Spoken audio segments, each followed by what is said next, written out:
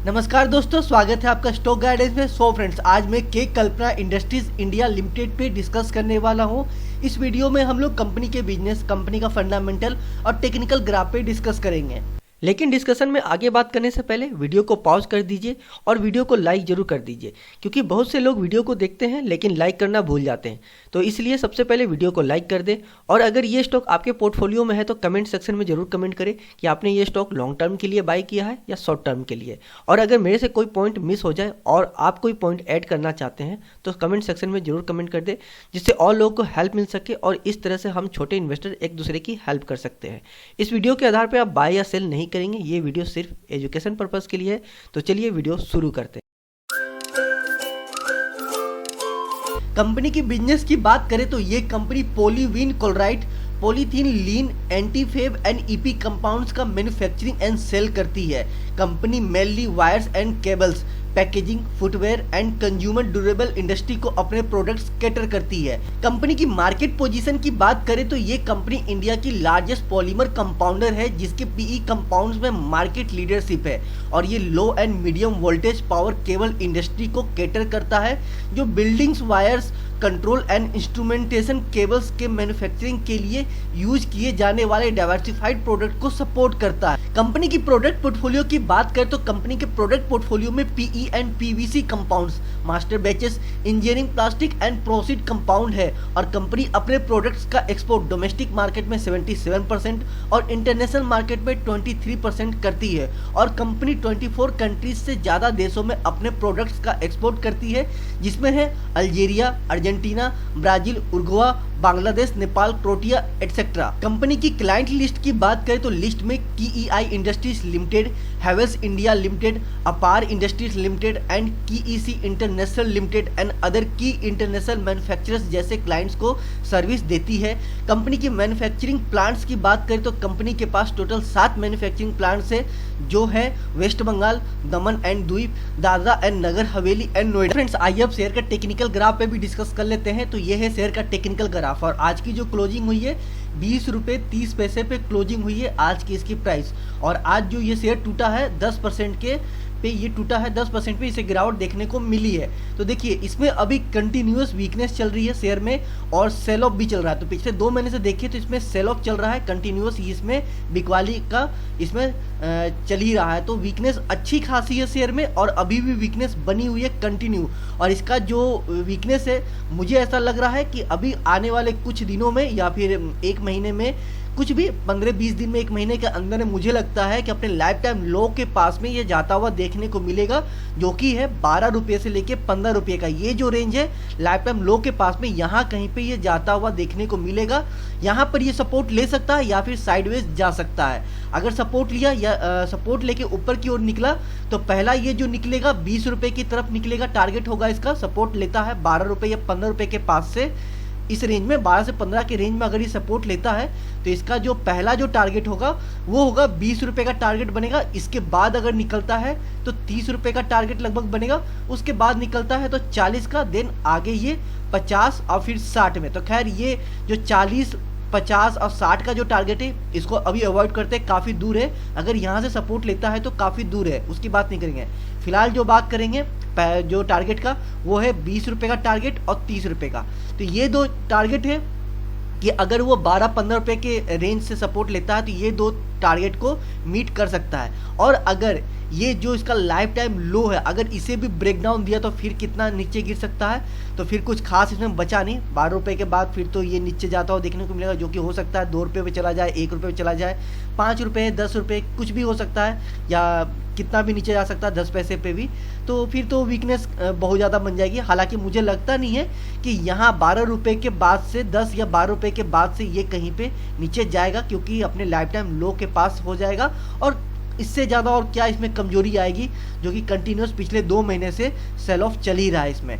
तो और मुझे नहीं लगता है कि इसमें गिरावट देखने को मिलेगी इस अपने लाइफ टाइम लो के बाद में। बट ऐसा नहीं है कि मैं कह रहा हूँ तो नहीं जा सकता, या फिर मुझे लग रहा तो नीचे नहीं जा सकता, बिल्कुल जा सकता है जाना, अगर जाना होगा तो खैर वो तो बात की बात होगी, देखने वाली बात की बात होगी कि ये नीचे जाता है कि नहीं। फिलहाल के लिए टारगेट है आपका 12 रुपये से, सॉरी जो आपका सपोर्ट है अभी जो फिलहाल सामने जो सपोर्ट निकल के आ रहा है 12 रुपये से 15 रुपये का रेंज है, ये आपका सपोर्ट।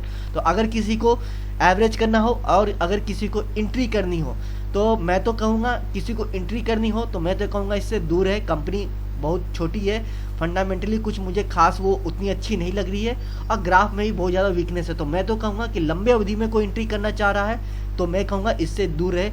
छोटी अवधि के लिए एंट्री कोई करना चाह रहा है तो एंट्री कर सकता है, लेकिन 12 से 15 के रेंज में आए तो ही एंट्री करिएगा। न्यू एंट्री वालों के लिए मैं कह रहा हूँ कि अब बिल्कुल आपको होल्ड करना है, अभी 12 रुपये से 15 रुपये के रेंज में आएगा तो ही एंट्री करिएगा, उससे पहले एंट्री अभी मत करिएगा। एवरेज करने वालों को मैं कहूँगा कि चाहे तो आप एवरेज कर सकते हैं, अभी फ़िलहाल करना चाहे तो, अगर अभी फ़िलहाल करना चाहते हैं तो आने दे इसे 17 रुपये पे, 17.5 रुपये पे, तो आप एक हल्का एवरेज करिएगा। बट ध्यान रखिएगा हल्की क्वांटिटी से एवरेज करिएगा 17 रुपये 50 पैसे पे। और ज़्यादा गिरेगा तो आपका वही रेंज है 12 रुपये से लेकर 15 रुपये, इस रेंज पे आके आप एवरेज करके और आप यहाँ से निकलना चाहते हैं तो निकल जाइएगा, क्योंकि मुझे लगता है कि फंडामेंटली कंपनी बहुत अच्छी है और लंबे समय में ये आपको अच्छा प्रॉफिट देगी लंबे समय में। तो इसलिए मुझे लगती है कंपनी कि लंबे अवधि में इसके साथ जाया जा सकता है। कंपनी उतनी अच्छी मुझे नहीं लग रही है। तो आइए कंपनी के इनिशियल रेशियो पे भी डिस्कस कर लेते हैं, और यह है कंपनी का इनिशियल रेशियो। तो मार्केट कैप देखें तो 191 करोड़ का मार्केट कैप है, जो कि एक स्मॉल कैप कंपनी है। वही शेयर का प्राइस की बात करें तो 20 रुपये 30 पैसे पे इसका आज का क्लोजिंग हुआ है इस प्राइस पे।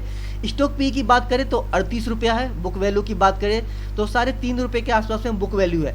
आरओसी की बात करें तो 1.10% का आरओसी है, जो कि बहुत ही कम आरओसी देखने को मिल रहा है, बिल्कुल भी यहाँ पे अच्छा आरओसी देखने को नहीं मिल रहा है। आरओई की बात करें तो 2.50 2.5% का आरओई है, ये भी बहुत कम आरओई देखने को मिल रहा है। फेस वैल्यू की बात करें तो 2 रुपये है। इंडस्ट्री पी की बात करें तो 32 रुपये 32.1 का इंडस्ट्री पी है।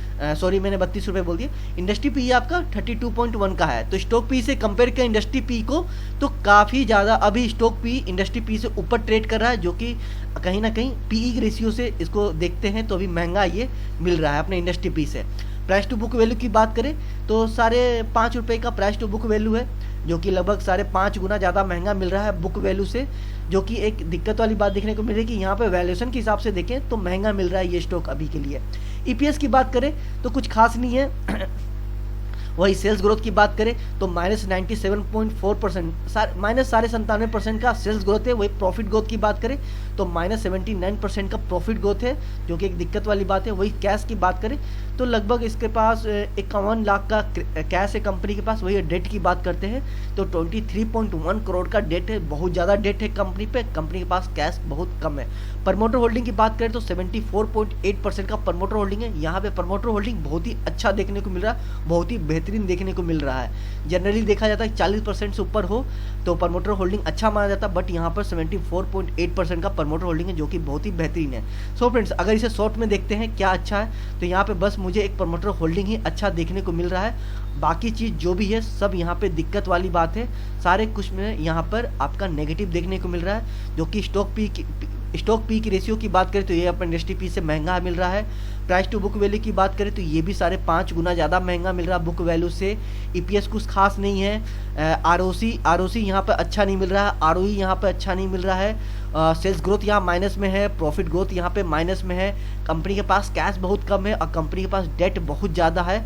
तो सारा कुछ यहाँ पर इनिशियल रेशियो के हिसाब से तो यही समझ में आ रहा है कंपनी यहाँ पर फाइनेंशियली बहुत वीक है, फंडामेंटली यहाँ पे वीक चल रही है कंपनी। लंबे समय फिलहाल के लिए लंबे समय के लिए मतलब 3 साल 5 साल 10 साल के साथ इसके साथ जाना अभी मुश्किल सा मुझे देखने को मिल रहा है। खैर चलते हैं और डिटेल में डिस्कस करते हैं और कंपनी का बैलेंस शीट देखते हैं, जिससे और क्लियर होगा। कंपनी का बैलेंस शीट देख के, प्रॉफिट एंड लॉस स्टेटमेंट देख के और कैश फ्लो देख के। तो सबसे पहले कंपनी का profit and loss statement file देखते हैं। तो ये देखिए कंपनी का, तो सेल्स की बात करें तो कंपनी का यहाँ पर 2016 से लेके 2022 मार्च 2022 तक में कंपनी का सेल्स अगर देखते हैं तो यहाँ पर कंपनी का सेल्स कम होता हुआ देखने को मिल रहा है। आप देख सकते हैं 16 से 17 तो इंक्रीज हुआ था, बट 18 से अगर देखें तो कंपनी का सेल्स कंटिन्यू कम होता हुआ देखने को मिल रहा है। एवरेज निकाले तो कम होता हुआ देखने को मिल रहा है, बट ऐसे देखें 2017 से 2016-17 इंक्रीज हुआ, 18 में फिर कम हो गया, 19 में फिर हल्का इंक्रीज हुआ, 20 में फिर से कम हो गया, 21 में और कम हुआ, और मार्च में तो अच्छा खासा कम हुआ। सडनली कंपनी का सेल्स गिर गया, अचानक से कंपनी का सेल्स बहुत डाउन हो गया है, जो कि 14.16 लगभग 40 करोड़ के आसपास में कंपनी का सेल आ गया। उसके पिछले 3-4 साल में कंपनी का सेल्स ओके सा ठीक ठाक एवरेज निकाले तो ठीक ठाक यहाँ पे सब कुछ चल रहा था। वही कंपनी का ऑपरेटिंग प्रॉफिट की बात करें तो 2016 से 2000 आपका मार्च 2021 तक तो ठीक था, ऊपर नीचे हल्का ऊपर नीचे चल रहा था ऑपरेटिंग प्रॉफिट, जो कि ठीक था, ओके एवरेज निकाले तो ठीक ठाक इसे ओके कह सकते हैं। बट वही मार्च 2022 में अचानक क्या हुआ पता नहीं कि कंपनी का ऑपरेटिंग प्रॉफिट बहुत अचानक से गिरा, कंपनी का सेल्स भी बहुत अचानक से गिरा है, और ऑपरेटिंग प्रॉफिट भी बहुत अचानक से गिरा है। और इसी वजह से कंपनी के पिछले 2 महीने से हम लोग ग्राफ में अभी देखे थे कि वीकनेस और कंपनी में कंटिन्यूअस सेल ऑफ चल रहा है। वही कंपनी का अदर इनकम की बात करें तो अदर इनकम भी यहाँ पर वही आपका मार्च 2022 में सडनली अचानक से अदर इनकम भी यहाँ पर कम होता हुआ देखने को मिल रहा है। वही कंपनी का नेट प्रॉफिट की बात करें, फाइनली कंपनी का प्रॉफिट क्या है, तो वही बात आके निकल रही है पूरे profit and loss statement file में कि पिछले 4 साल में तो ठीक था, कंपनी में 4-5 साल में ओके सा देखने को मिल रहा था, बट वही लास्ट 2022 के मार्च में अचानक से कंपनी का नेट प्रॉफिट भी गिर गया है। तो profit and loss statement file में देख रहे हैं कि 22/2000 मार्च से कंपनी का सेल्स हो गया, ऑपरेटिंग प्रॉफिट हो गया, या फिर अदर इनकम नेट प्रॉफिट, ये सब अचानक से डाउन हुआ है। पर कुछ कंपनी में लगता है बहुत ही ज़्यादा प्रॉब्लम सी देखने में आ रही है कंपनी का बैलेंस शीट की बात करें तो शेयर कैपिटल देखिए तो शेयर कैपिटल कंपनी का 2016 से लेके मार्च 2022 तक में शेयर कैपिटल फिक्स है, इसमें कोई भी चेंजेस नहीं हुआ है, मतलब शेयर कैपिटल इंक्रीज नहीं हुआ है, जो कि एक अच्छी बात है, क्योंकि शेयर कैपिटल इंक्रीज होना कंपनी पे एक तरह से कर्ज की बात है। तो यहाँ पे ही कुछ ये अच्छा देखने को मिल रहा है बैलेंस शीट में। वही कंपनी के कर्ज की बात करें तो 2016 से कंपनी ने अपना कर्ज को 21 तक तो कुछ खास चेंज नहीं हुआ, ऊपर नीचे चल रहा था, बीच में कभी कम कभी ज़्यादा हो रहा था कंपनी का कर्ज। बट 2021 में कंपनी का जो कर्ज है आपका 2022 में मार्च 2022 में कंपनी ने अपने कर्ज को अचानक से डाउन किया है। कंपनी ने अपने कर्ज को बहुत कम कर लिया, जो कि 23.6 करोड़ के आसपास ले, मतलब 108 करोड़ से लेके सीधे 23.6 करोड़ के पास में कर्ज को कम कर ली, जो कि एक बहुत ही अच्छी बात है। कंपनी ने अपने कर्ज को कम किया, जो कि सबसे अच्छी बात देखने को मिल रही है इसके बैलेंस शीट में कंपनी में। तो profit and loss statement file तो कुछ अच्छा देखने को नहीं मिल रहा था, बट बैलेंस शीट में देखें तो कंपनी का शेयर कैपिटल इंक्रीज नहीं हुआ, कंपनी ने शेयर कैपिटल को फिक्स रखा, एक अच्छी बात। दूसरी अच्छी बात देखने को मिल रही है कि कंपनी ने अपने कर्ज को बहुत डाउन कर लिया, अचानक से बहुत ही ज़्यादा नीचे की ओर ले आई है, कम कर लिए, जो कि बहुत ही अच्छा मुझे देखने को मिला बैलेंस शीट पे।